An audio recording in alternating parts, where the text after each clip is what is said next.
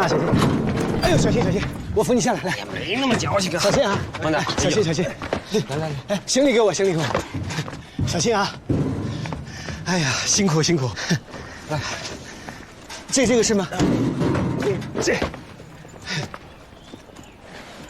各位，这里就是我们南榆县的法院和检察院了。这是我们这儿最好的楼了，比县政府都大。热烈欢迎5位大学生。谢谢。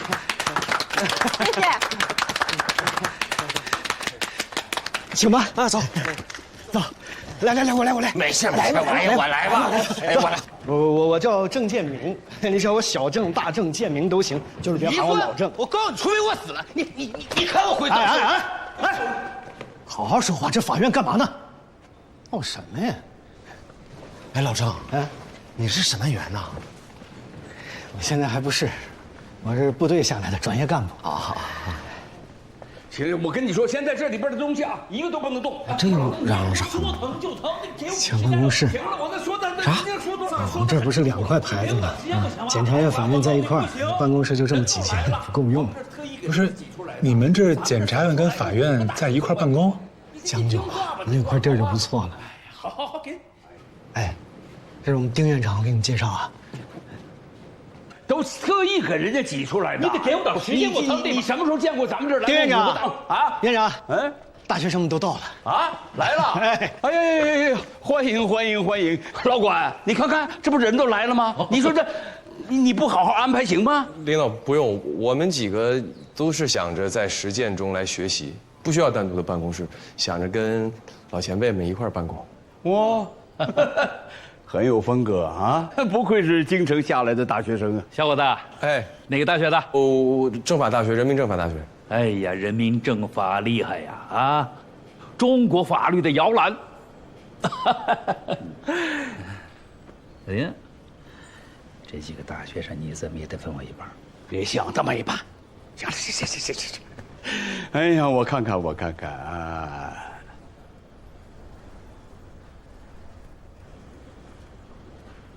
你是领头的？不是领头的，就是学生干部。那也了不起呀！啊，来，走，哎，进，来，好，来吧，好，来看看，来，看看满意不满意？来，再带你们参观一下。啊，这边呢就是资料室，要是打开水的话呢，下楼下旁边就是开水房。咱们这儿呢没有法庭。咱要是赶上开庭的时候，就像现在这样，在走廊里布置一个；赶上刮风下雨的，那就放在办公室里。要是开大庭呢，就借县政府的礼堂；要是公判大会呢，就放在门口的广场上。哎，你这是啥意思啊？啊，马上就要开庭了，是吗？这么热闹呢？我看看去啊。简陋一点。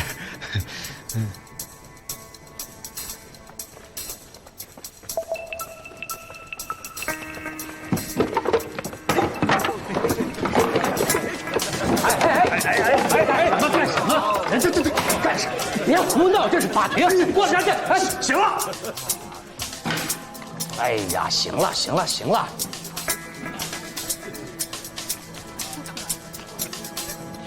那个那辩护词啊，周一要，你周6给我看完之后好给主任。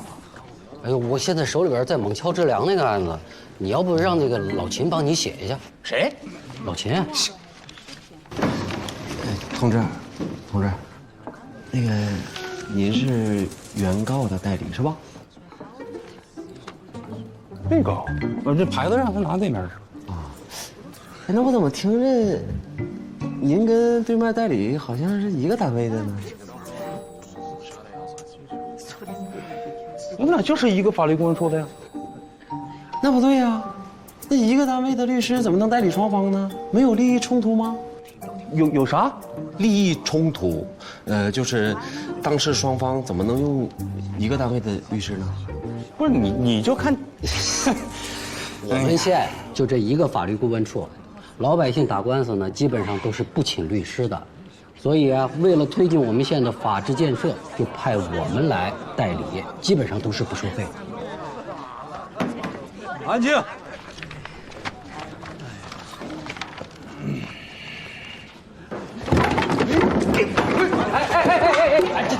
别打！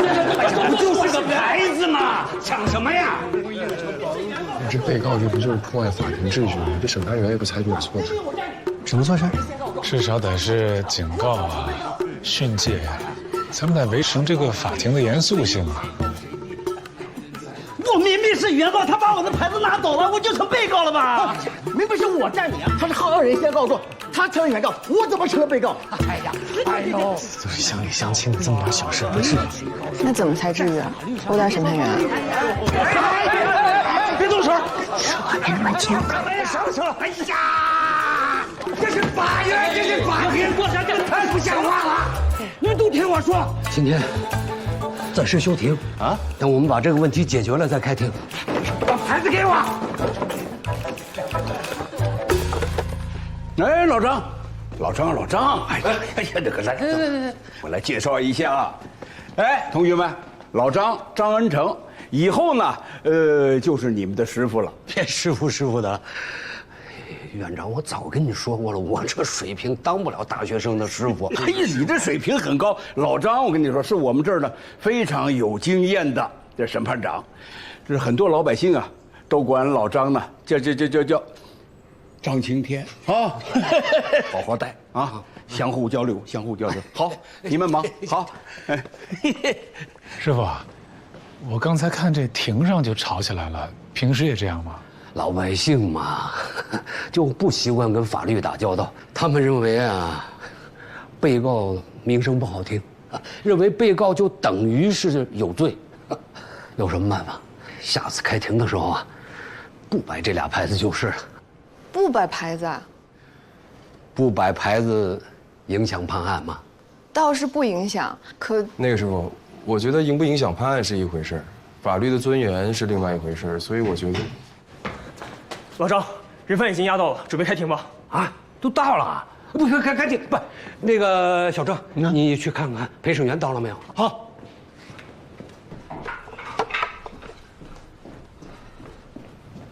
师傅，你们还这又判什么案子去啊？抢劫案。刑事案、民事案都是您审啊？哎呀，咱们这儿啊是粥多和尚少，还分什么刑事民事，什么案子都得吃下去。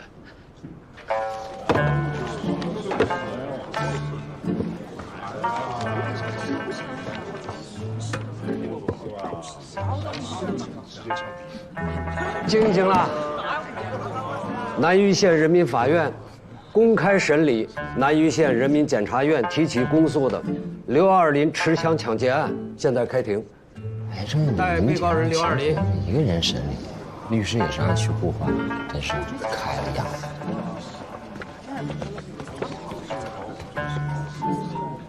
张师，再见了，严肃点。被告人姓名？刘二林，年龄26。被告人罔顾国法，假冒警察，光天化日之下持枪抢劫。尽管所持的枪支为玩具枪，但并不能影响其持枪抢劫的行为定性。被告人曾经因为盗窃受过刑事打击，系累犯。被告人犯罪行为性质特别恶劣，罪行特别严重，必须得到法律的严惩。不是我说你这人怎么冤枉人呢？我怎么就犯罪了？怎么就严惩了？被告人，不许喧哗，法庭让你说话，你再说话。请辩护人发表辩护意见。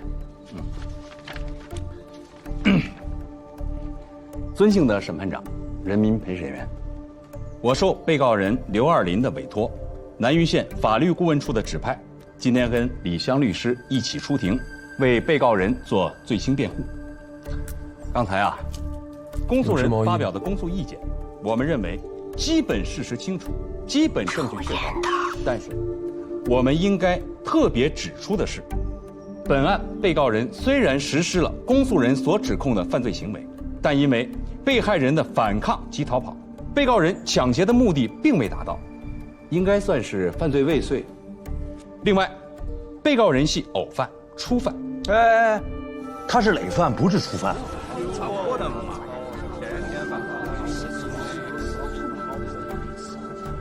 被告人虽然是累犯，但他以生克悔罪，并在公安机关如实供认了自己全部罪行，认罪态度较好。态度不好。我没说完呢。希望法庭对其从轻处罚。从轻不了，到现在还没认罪呢。公诉人，到法庭辩论的时候你们再说。被告人，你有什么话要说？审判长，我冤枉，我真没抢劫，我就跟那人开玩笑，我认错人了，我拿那玩具枪往他的后腰上一杵，他一回头，我才发现这认错了。再说了，就算我抢劫，那谁在大街上抢啊？刚才他说我不认罪，那我没犯罪，我认啥罪啊？请公诉人出示证据。我们收集了被告人抢劫时候穿的警服，还有所持的玩具手枪和枪套，请法警提交法庭。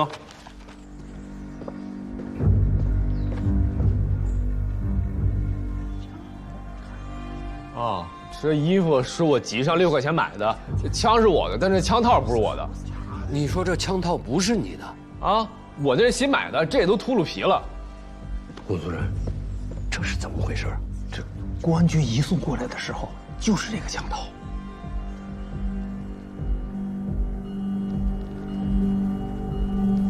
这确实不是他原来那个枪套。那他原来的枪套呢？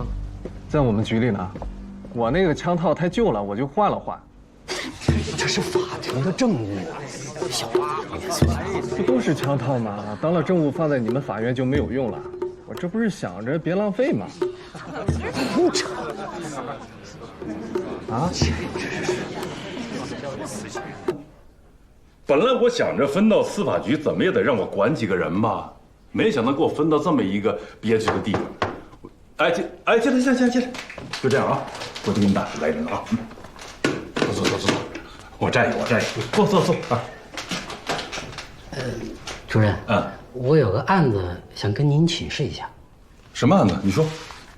就是那个县一中叫乔志良的老师的案子。哦，那个案子呀，那就是个禽兽啊，连自己的亲侄女他都下得去手。那女孩是不是后来自杀了？啊，得毙呀！不是，主任，我是反复查看了他的案卷材料，我怎么看都不像是强奸。的理由呢？这俩人保持关系起码1年多了，而且学校里的老师同事早就知道了，而且他每次去被害人那儿一待就是好几个小时，有时候还在那儿过夜。你想想，哪有这种强奸？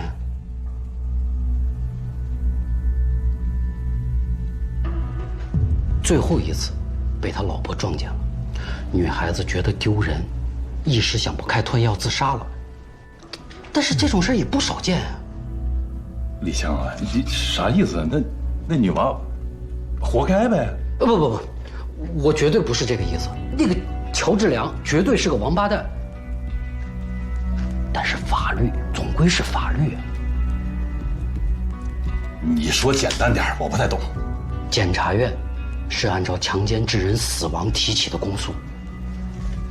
强奸、通奸，一字之差，一条人命。那他不该死呗？道德法庭上，该死。但是真正的法庭上，我觉得我们……行，你不用说了。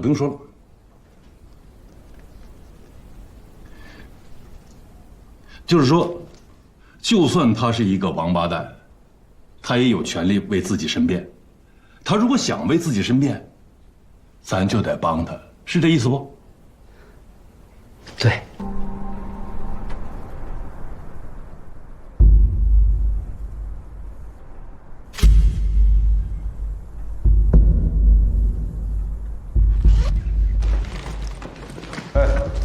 干点什么不好还给他辩护？不是，等会儿，这是什么？哦，就是个录音机。你到底是电视台的还是法律顾问处的？我是律师。这设备我们这儿不能用啊。同志，我单独来见委托人，我就录一个音，万一以后有点啥事儿，对咱们也是个保护。那得问我们领导。那你问去呗。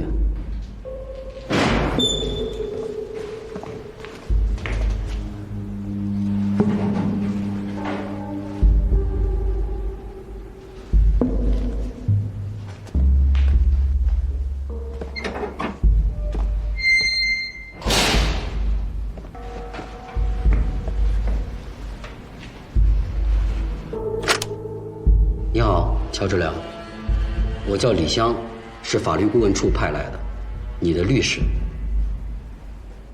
你同意委托我为你辩护吗？别辩了。乔治良，是这样的，法律规定呢，有可能判死刑的案子，都必须要有辩护人。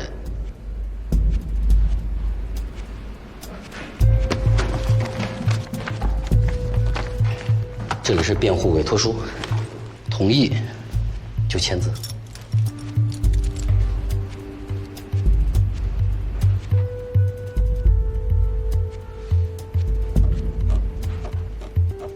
起诉书呢，指控你强奸了你的内侄女魏三妹，对此你有什么想说的吗？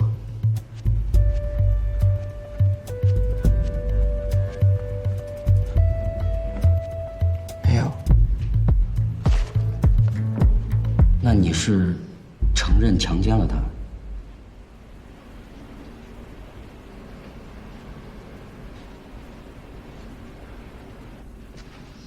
到底是强奸还是通奸？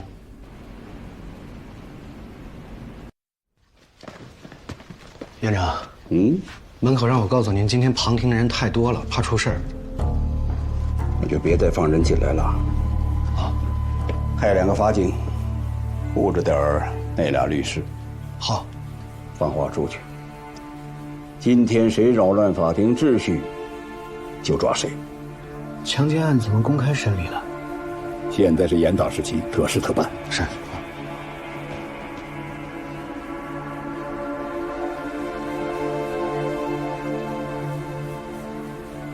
丁啊，老丁，这个屎盆子还得你接着。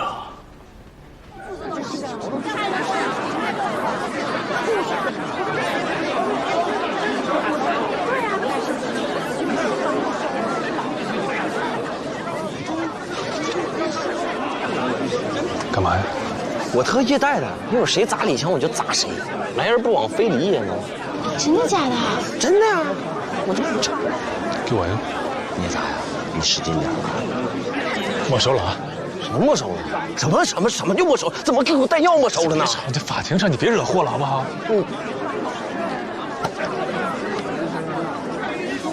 干嘛？管我！干嘛去？干什么去？我还有你，我还有你。哎，别！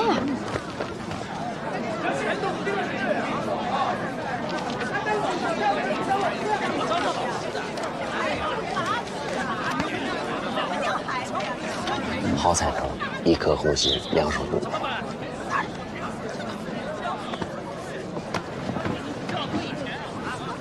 你看看他们，你要按无罪辩的话，他们能饶了我吗？辩无罪啊！啊？太有种了！不是那个同志，你把他带出去，啊，出去，给我带出去。小陆，别让修炼，我知道。我到这儿总可以了吧？小王律师啊，干什么你？哎，你说谁呢你？哎，我说你呢，哎，我说你呢。领进来，来。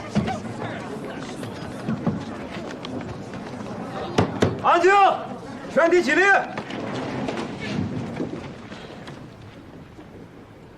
坐下。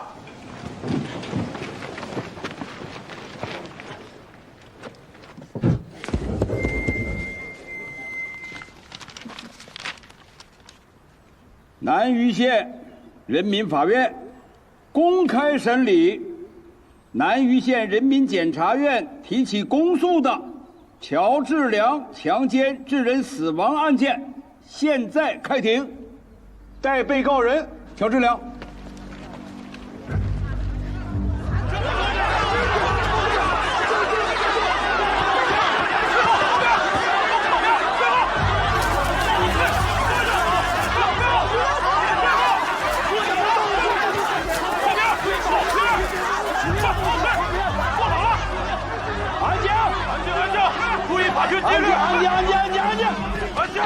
安静！别吵了，注意法庭纪律。怎么还绑着进来了？给他松绑，让他坐下。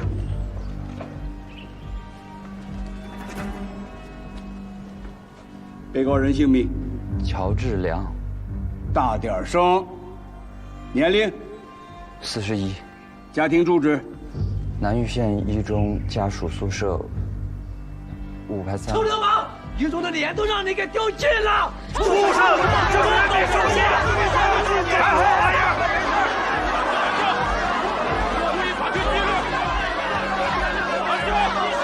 法官，稳定一下。我再强调一下啊，这里是法庭，所有人都要遵守法庭的秩序，不能随便吵闹，不然的话，一定严肃处理。邱阿贵本来就可以活着，但我们连一个死缓都不给他。师傅，其实你也没啥用，咱们都没用，咱们都是废物。证据确凿，后果严重，不杀不足以平民愤。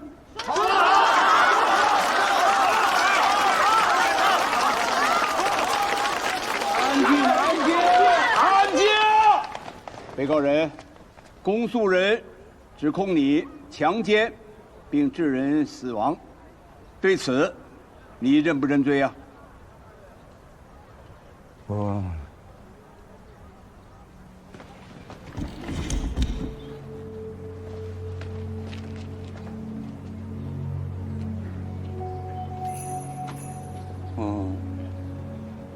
认罪。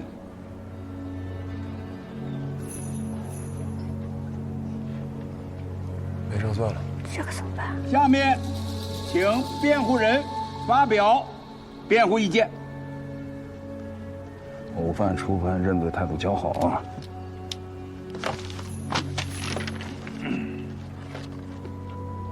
尊敬的审判长、人民陪审员，我是受被告人乔治良委托，并受南峪县法律顾问处指派，作为被告人乔治良的辩护律师。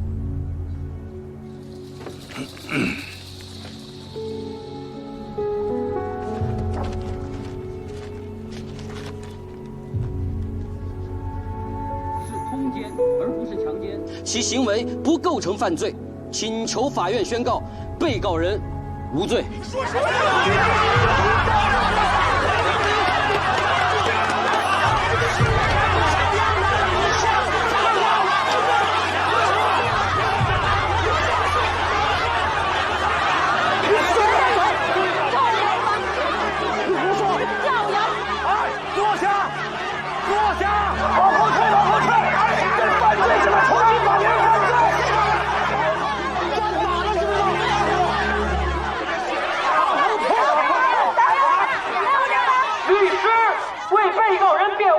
是被告人应有的权利，是国家法律赋予、承认，并且保护被告人这份权利。你们在座的每一位，你们每一个人都拥有这份权利。我是律师，为被告人辩护是我的使命。如果有一天你们哪一位需要我辩护，我义不容辞。李湘太棒了，南峪还有这样的律师。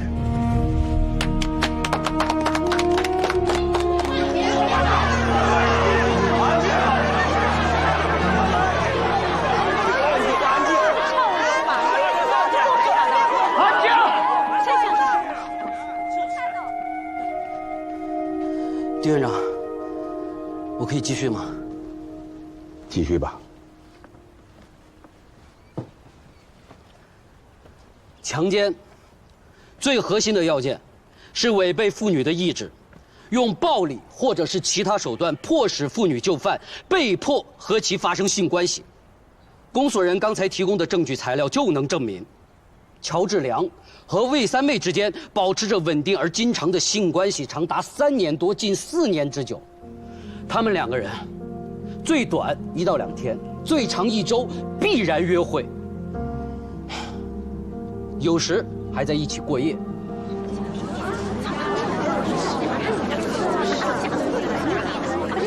以及，我这里有几封魏三妹写给乔治良的情书。又及，两人关系被撞破之后，魏三妹给其亲姑姑，也就是乔治良之妻魏爱萍写了一封信，表示忏悔。她并在信中承认了她是真心爱着乔治良。请问，如果是强奸，那这几封信又该怎么解释呢？因此，辩护人认为，被告人乔治良和被害人魏三妹之间有不道德的性关系为真，但是他们2个人之间是通奸，而不是强奸。造谣，胡说八道！他自己都认罪了。安静一下，肃静。导致魏三妹自杀，真正的原因到底是什么？在他们2个发生最后一次性关系之后，被撞破了。乔治良被扭送到了公安机关，魏三妹也被自己的父母关在了家里。虽然她承受了巨大的心理压力，但是有足够的证据表明，魏三妹在当时并没有想要寻死，她而是写信请求乔治良的妻子原谅，而魏爱萍收信未回。当天晚上，魏三妹就自杀身亡，而且乔治良当时正在被拘留。乔治良对魏三妹的死有道义上的责任，但是他并不是杀害魏三妹的真正的凶手。所以，辩护人认为，被告人乔治良无罪。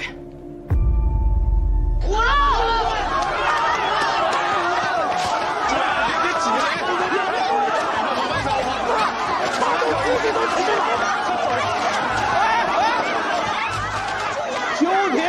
我宣布，现在休庭！老白狗，你别急，走，你说，休庭了，休庭！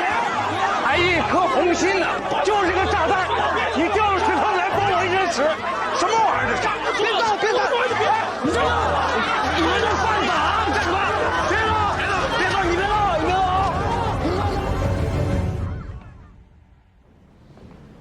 院长，本来我们还觉得乔治良的认罪态度比较好，你们给个死缓也能接受。可今天这样，只能死刑了，不然我们肯定抗诉。院长，哎，李律师坐。李律师，你是党员吗？啊，我当兵的时候就入党了。这不老党员了吗？啊，那怎么还不懂政治呢？今天这个群众的反应，看到了吗？院长，我们律师的职责，律师的职责就是不要火上浇油。何止火上浇油，简直是恶意煽动啊！你别乱扣帽子啊，说话要负责任。我说的是事实。哎呀，行了。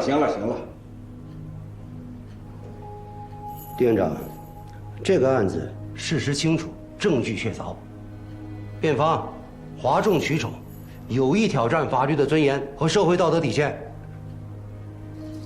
如果法院姑息，从轻判决，会极大的伤害人民群众的感情，造成恶劣的影响。所以，我方建议从重从快判处死刑。是。您刚刚说事实清楚，证据确凿，那魏三妹写给乔治良的情书，你们为什么不提取？还有那封忏悔信，为什么不提取啊？院长，您就真的不在乎自己手上判出一个冤案来吗？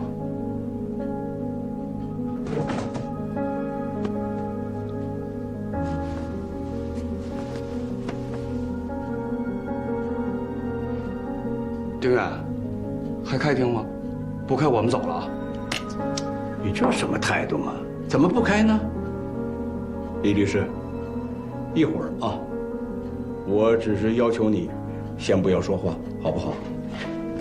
那我干脆退出算了，反正王本善早就走了，就让辩护席空着，你们随便怎么判。怎么的？跟我耍混吗？我告诉你，这个时候你要意气用事，你是真的会把你的当事人害死的。院长，你要是能判他死缓或者有期，我保证配合。哎，怎么，讲条件讲到这儿来了呀？你真当大家求着你呢？院长，我说了不算，这个案子得上审委会。对庭了。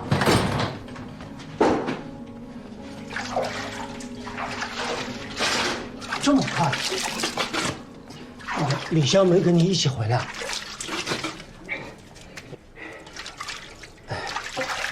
王老师，我知道你对李湘不满意，您看啊，以后啊，咱俩一起搭伙，辩护词什么的，我来帮你写。是我不会写啊，还没文化，还不懂法呀！不，我不是这个意思，我是想给你打个下手。少说话，少办事，工资不少拿，多好！人啊，要有点自知之明。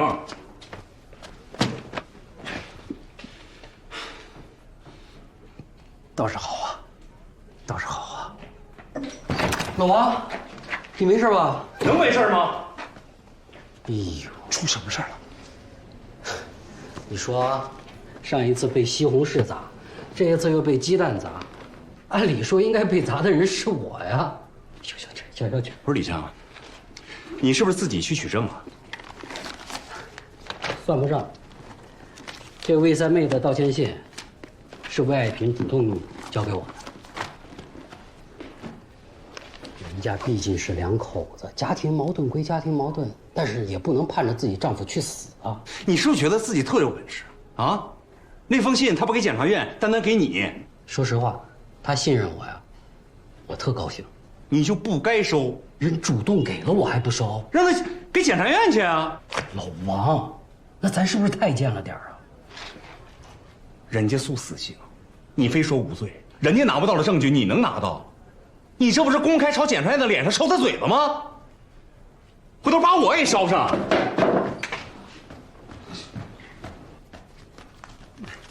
小李，你小老王这脾气也是。要是他不愿意干这个案子，我跟你搭伙。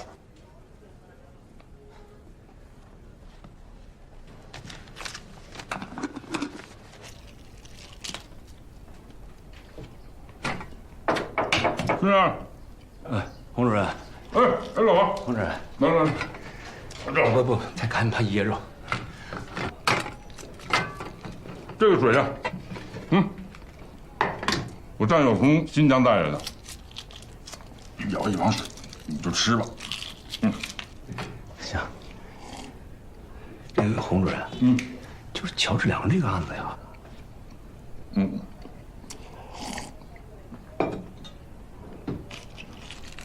老王，我还是那个态度，如果检察院说什么就是什么，那我们算干什么吃的？不是啊，主任，您看啊，您不是搞专业的，就是很多事情呢可能不太明白。你这话我就不爱听了。什么叫不是搞专业的？我不会学吗？啊？哎，法律顾问处你好。哎呦，梁局长，我是战胜啊。你说，请指示。我指示个屁！你们法律顾问处是干什么吃的？怎么专门和上级唱反调？你那俩律师给那个强奸致死案做了无罪辩护，你知道吗？啊，知道啊。你还挺理直气壮啊！这都是你授意指使的吗？这种重大的刑事案件应该站什么样的立场？你心里一点数都没有吗？啊！梁爱民，你坐下。我坐下。我没让你坐下，你少跟我来这套，梁爱民。怎么着，欺负我不懂法是吗？啊？欺负我不专业是吗？我不会学吗？我天天都在学习。我们法律顾问处不是摆设，更不是检察院跟班的。我告诉你，你不要没事胳膊肘往外拐。那个案子，只要我们的律师认为他是无罪的，他就可以按无罪辩。怎么了？洪占上，你要造反呢？我撤了你！你赶紧，你过来，你吓死我了你！哦，行，行，什么东西呀？我62年的兵，他64年的，我叫他一声局长是给他面子，他还。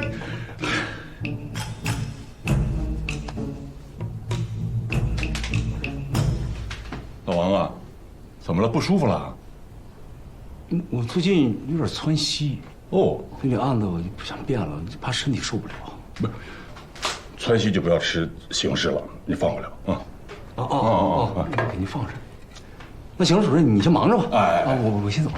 啊。哎，老王，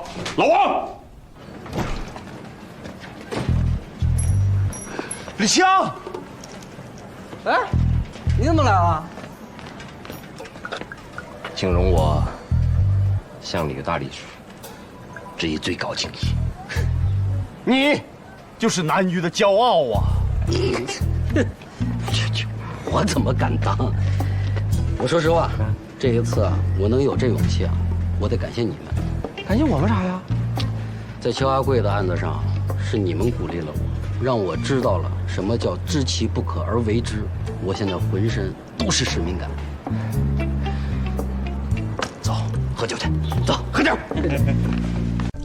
小生啊，你以前也是部队过来的吧？啊，是。听说张院也是从部队转过来高就。业务上的事情啊，我是不太懂啊。不过总觉得这个丁院长啊，这判案有点啰里啰嗦的呀。丁院长比较慎重，他常告诫我们：法律无小事，万事不能马虎。咱们军人啊，做事讲个气势啊。查清楚，下决心，依法该判就判。这倒好，审了不判，判了不毙。几个月拖下来，群众的心都冷了啊！就算最后是毙了，那效果又差多远，对不对？对。您说哪个案子？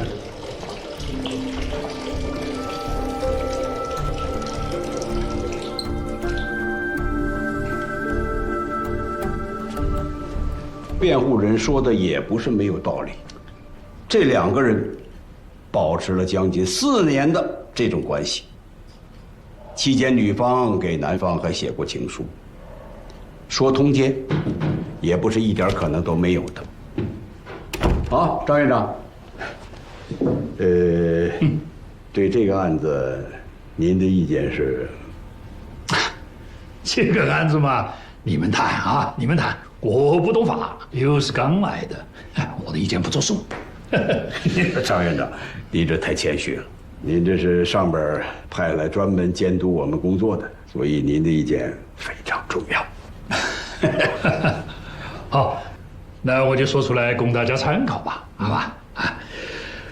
我的意见其实很简单，2个字：枪毙。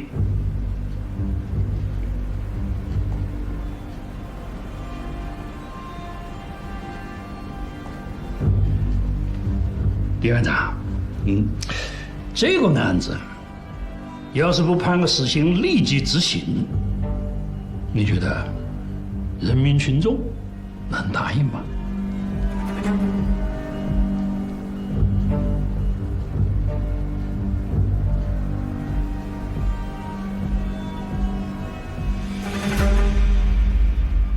被告人乔治良利用其特殊身份和亲属关系，采取胁迫手段，强行与女方发生两性关系，其行为已经构成了强奸罪，犯罪情节恶劣，给被害人及其家属造成了严重的伤害，社会影响极坏，实属罪行极其严重，依法应予严惩。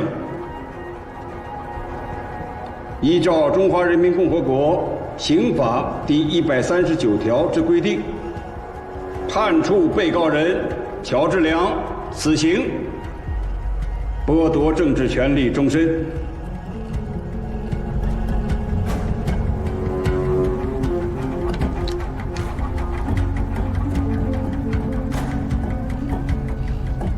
被告人，你有3天的上诉期，你是否要上诉啊？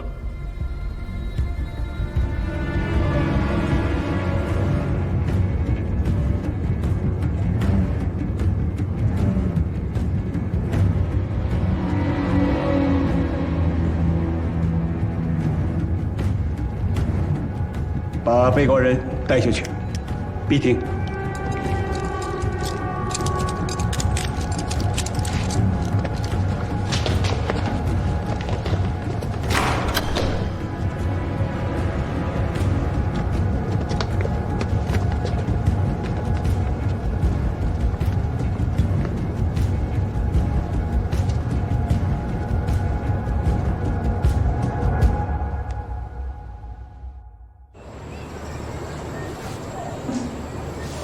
得做点什么呀？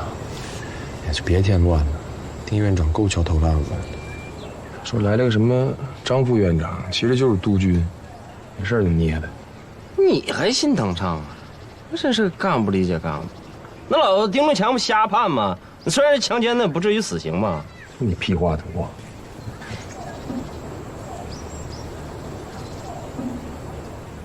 刑法第43条规定，死刑只适用于罪大恶极的犯罪分子。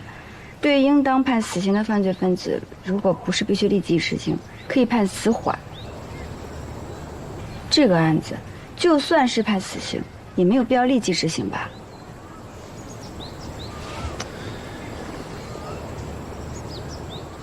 咱们去找丁院长吧。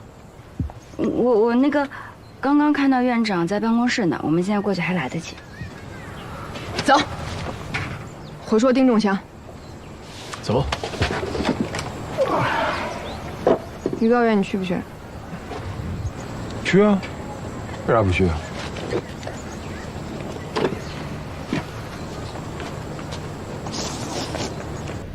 哟，这么整齐吗？坐，请坐啊，坐。吃了吗？我刚吃完。丁院长，我们觉得乔志良的案子判决有问题。又是你，一个小刺儿头。院长，乔志良的案子我们都看了，如果算成通奸的话，可能都够不上刑事处罚；如果算强奸的话，也不至于判死刑。我们现在判的死刑是不是量刑太过了？你们自己觉得，如果不判死刑，那群众的反应会是怎么样的？没，小姑娘，你说。会有很大意见，也许会冲击法庭，以后的庭审可能会失去公信力。看看，到底是大学生啊，这分析能力就是强。丁院长，法律应该是理性的、客观的、有原则的。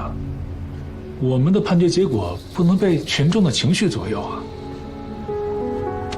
你们说的都有道理，可是我今天太累了，从上午到现在。我是一点东西都没吃呢，要不你们暂时先放了我，啊？老丁，哎，嘿，这屋里这么多人呢。老尚，快来，快坐！哎呀，来吧，都不是外人，来坐。你就别跟我客气了。哎，都站着干嘛？都坐。坐。来。老丁，今天来的我就长话短说，你们这仨死刑，2个已经核准了，就剩乔志良这个了。拜托你赶紧让他上诉啊！哎呀，可是他不肯上诉啊。他要是不上诉的话，我得在这儿干等他3天啊。那就再等3天呗。哎，老尚，咱们中院这一年有几次上诉成功改判的？不怕跟您说，0，是吧？你有没有觉得我们现在这个程序有点太急了？急了，难免出错。一条人命，就再等3天，你说过分吗？行，我等还不行吗？哎，老丁，这就是你说的那帮天之骄子啊！哦，你看看，这一个一个能言善辩着的啊，不好惹。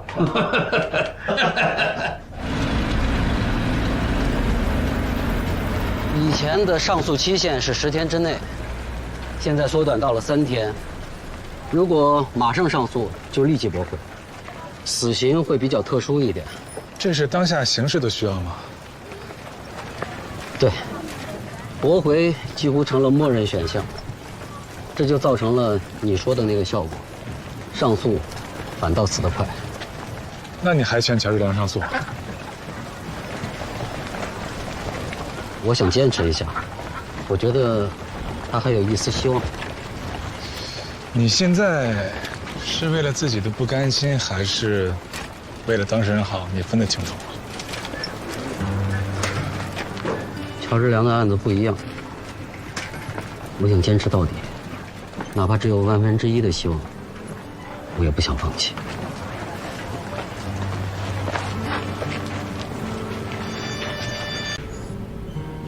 坐吧。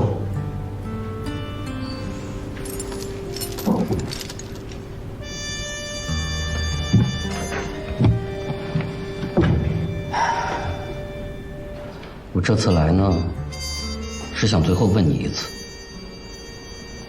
这案子还上诉吗？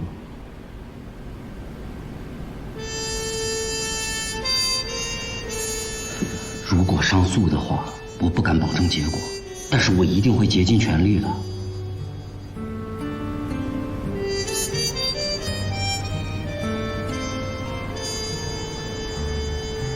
乔治良，你老婆很恨你，但是她也不希望你去死，她也在尽全力的救你。但为了她，为了2个孩子，你也不能就这么放弃了呀。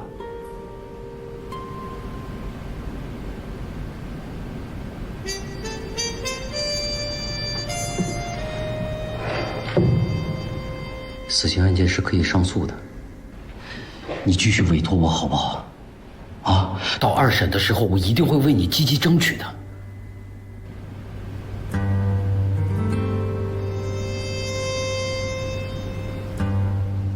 乔治良，我都没有放弃你，你为什么要放弃你自己呀？啊！李律师，辛苦你了啊！我们有缘再见。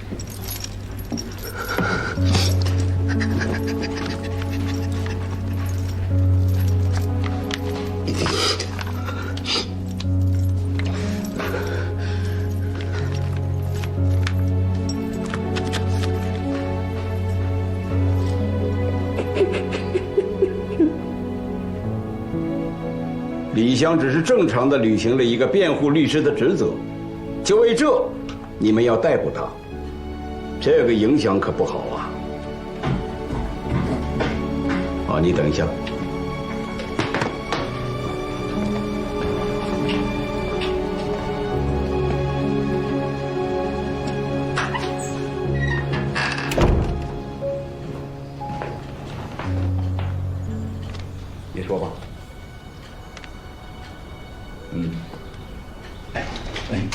没事，你们喝水别忙了，没事，我自己来，我自己来。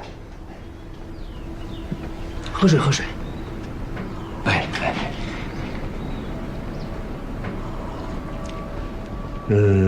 本山，你刚才反映的那些情况啊，我认为都非常好，很有价值。但是，你为什么没有第一时间向组织上汇报呢？其实我汇报了。哦，我向洪主任汇报的。你现在都敢摔我电话了？当初要不是我收留你，你早回家修水库了。梁爱民，你跟我说话客气点。老子郑传奇啊，20多年党龄，2次2等功，3次3等功，到哪儿老子都可以发光发热。还你收留我？我是看在这么多年咱们战友的份上，我在帮你，你不知道吗？啊，对，谢谢啊。那你知道我给你擦了多少回屁股吗？他支持李湘，洪主任这个人吧，这业务能力不高，作风比较粗暴。哦，我有耳闻。再说了，就这种事儿，我不能越级汇报，是吧？不管怎么说，咱们司法局还是国家的买卖嘛，你怕什么？我怕什么？苏书记点了你们法律顾问处的名了。我不就骂了你1、2句吗？我又没骂领导，他点我名干什么？无罪辩护是合法的吧？对。律师尽责辩护，是不是法律赋予我们的使命和权利？别唱高调了，紧跟形势你做不到，总不能逆势而动吧？啊！现在全国刑事案件案发率快速下降，社会治安明显好转，群众的安全感得到了提升。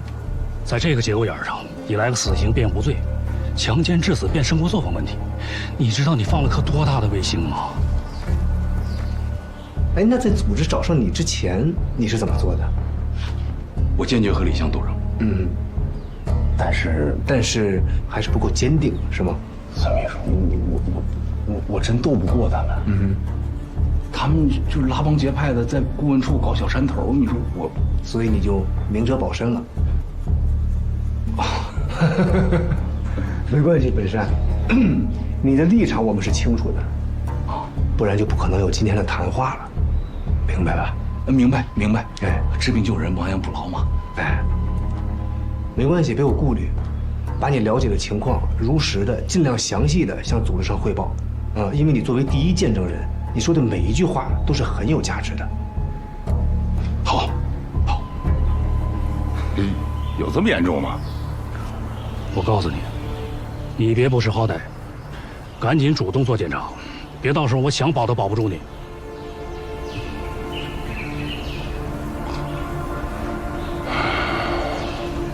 大不了不干了呗。不干就能过关了吗？那咋？还抓我呀？到了非要抓人那么严重了吗？下指示了，丁院长，我们要依法办事，要让人民群众信服。李湘啊，太年轻，不成熟，爱冲动，还有点不识时务，是该批评。让他做深刻的检讨嘛，我赞成。可是没有哪条法律规定说律师不可以提出跟检察院不同的意见吧？啊，不可以做无罪辩护。抓人于法无据吧？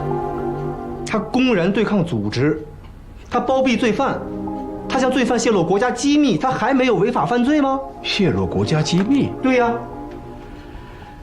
他泄露了什么国家机密啊？这他泄露内门的国家机密，简直就是一群法盲。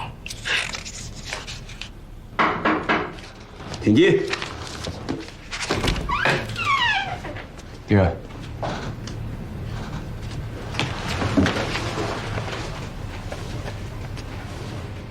院长您别忙活了，我不渴。那怎么行呢？拿破仑说过，你们是下金蛋的母鸡呀，怎么能让母鸡受委屈呢？我来您这实习就是您的下属。再说了，我是公的，我也下不了蛋。找我什么事？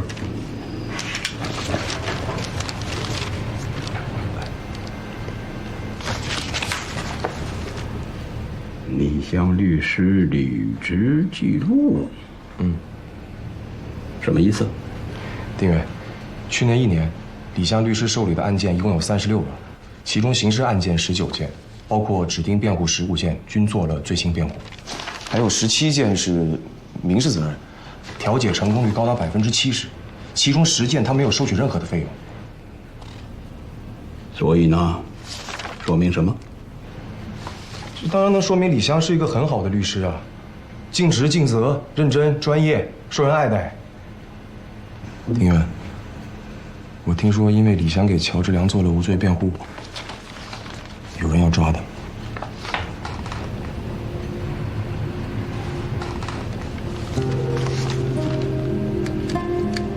听谁说的？啊？听谁说的？说这种话要承担责任的。告诉我，谁跟你说的？不是谁跟我说的，是前几天我经过您这儿不小心听到的。不小心听到了，没走，还听完了。按照犯罪构成来说，你有没有犯罪主观呢？因为我有错，我可以接受您的任何批评，但是我认为李湘他没有错。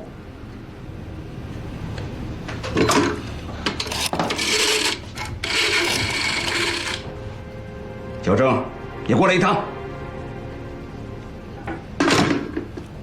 那，你这上面写的19件刑事案，我作为法院院长可以告诉你，他辩护的成功率还不到10%。怎么叫专业？你不也写了吗？他1年被投诉了3次，算得上挨戴？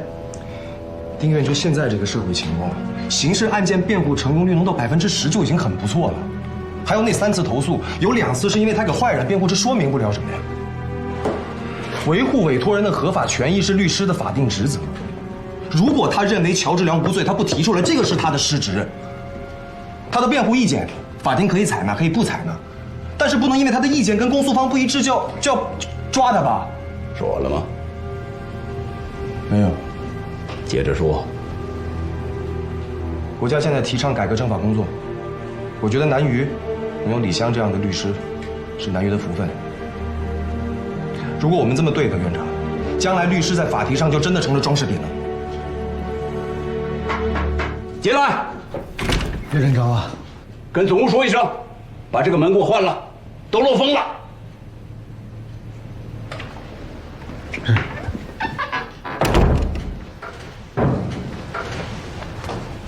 啊，你接着说。可以呀，你这次很厉害，让我刮目相看了。什么刮目相看？但是不是稍微有点冒失啊？你应该跟我们几个商量一下，大家一起去的。不冒失啊，我想好了才去的。这次出来实习，我是领队，我跟丁院长谈话，那是组织跟组织的对话。那如果你们出现的话，不就跟上次一样，变成聚众了？但你不担心吗？万一真得罪丁院长了，他给你那个实习鉴定上写不好的话怎么办？那就让他不得不认可。如果这次真的把李湘救下来，我们就立功了。回北京之后，分配就稳了。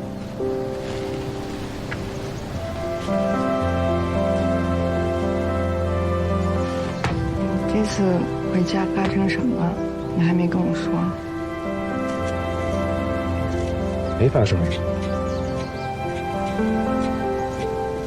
我就是单纯的对我未来的职业规划有了一些新的想法。新的想法是什么？就是务实、功利、为结果论。夏英杰同志，我没有觉得务实是一个贬义词。在合理合法的情况下达到自己的目的，我觉得是智慧。我不想我未来的职业生涯就变得委曲求全、受人钳制。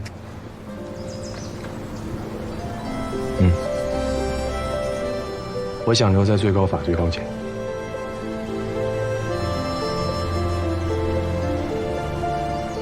咱们一块留北京，一块留北京吧。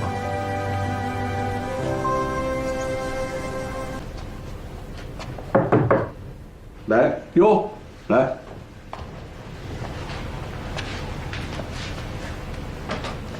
听说邱阿贵要被执行了，是吧？是啊，明天开公判大会。这次能不能先不执行他？我去看一下他的孩子安排的怎么样了。我想尽量的把他3个孩子安排的好一点，让他上路的时候好安心。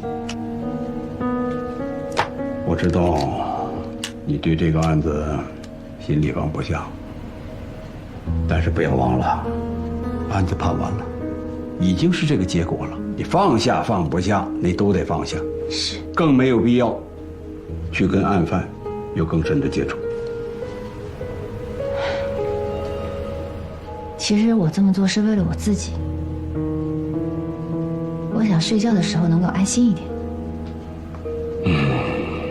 不执行我说了不算，晚几天执行嘛，我还可以。那就这样，那就把他从这批拿下来，干下批，好不好？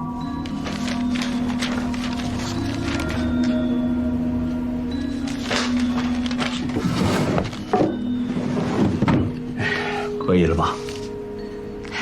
谢谢哥。我昨天去看望你的家属了，你妻子已经原谅你了，麻烦您帮我转告他，让他把我忘了，让我千万别让孩子知道，他没有这样一个父亲。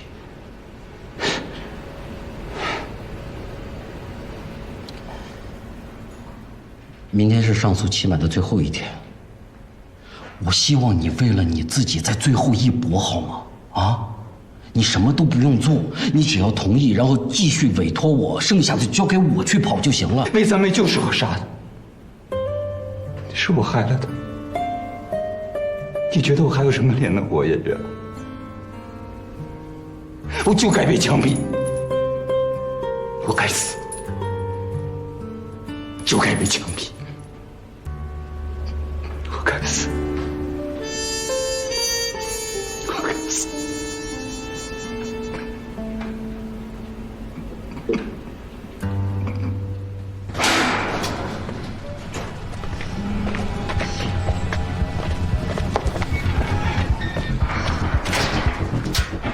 你怎么来了？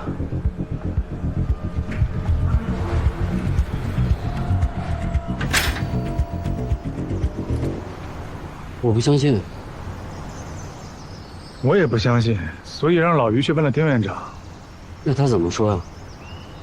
他没表态，我觉得大概率是真的的。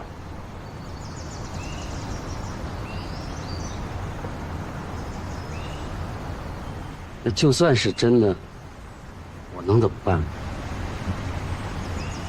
谢谢你告诉我啊，当我没听过。吃饭睡觉，该干嘛干嘛。那个，我们能不能替你做点什么？你们啊？我这个人吧，说话比较直。算了，不是，你要是被抓了，谁给你辩护啊？没有人吧？我们南榆县一共就仨律师，一个王本善，一个秦志高，一个不会替我辩，一个根本就不会辩。让我来替你辩。你？你没有律师资格。我可以给你做普通辩护啊。我知道你看我们这些大学生眼高手低，又冲动又幼稚，是吧？但是总比王本善强，对不对？你想想。行，那我就委托你普通辩护。行，你给我签个委托书，你这有纸吗？这你别碰我包里，这全是乔治良的卷宗。你跟我回顾问处吧，我回办公室再签。你要是回不去呢？不至于吧？对，你写我背经。在这。依法从重从快，严厉打击刑事犯罪，切实维护社会治安的稳定和人民财产的安全。人犯相违狱，你对得起人民吗？强奸犯，你为人民代表，你还人民救世的你跟人民受刑的畜生！给我决定判处死刑，立即执行。乔治良，依法乔治良，严厉打击刑事犯罪，切实维护社会治安的稳定和人民财产的安全。人犯江美玉犯盗窃罪和挪用公款罪，人犯乔治良犯强奸罪，决定判处死刑，立即执行。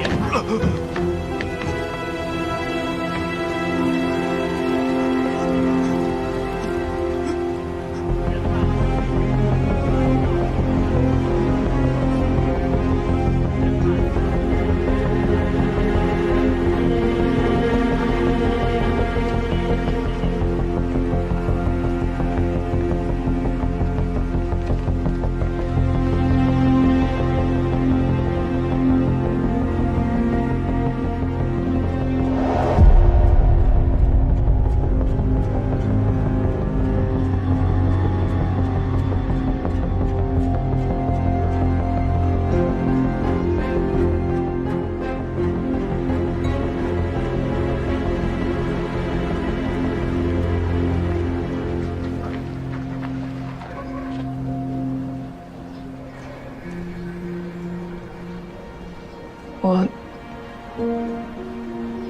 好想理解你了。理解什么？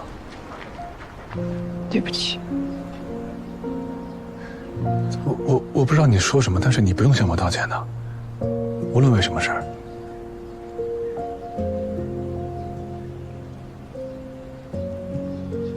但这不代表我认为我们的选择是对的。